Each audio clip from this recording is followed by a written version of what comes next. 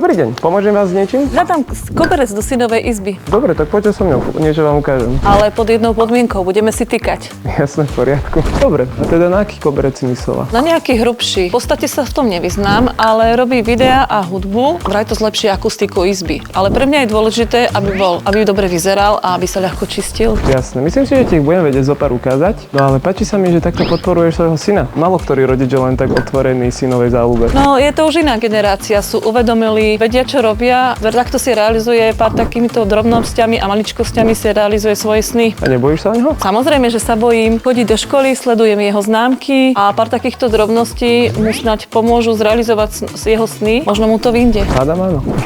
No dobre, ja by som ti odporúčil určite tento. Je mladistvý, nie je príliš veľký. Určite sa mu bude páčiť. Áno, vyzerá dobre. Ďakujem za pomoc. Ja ďakujem, že si sa podelila o tvoj príbeh.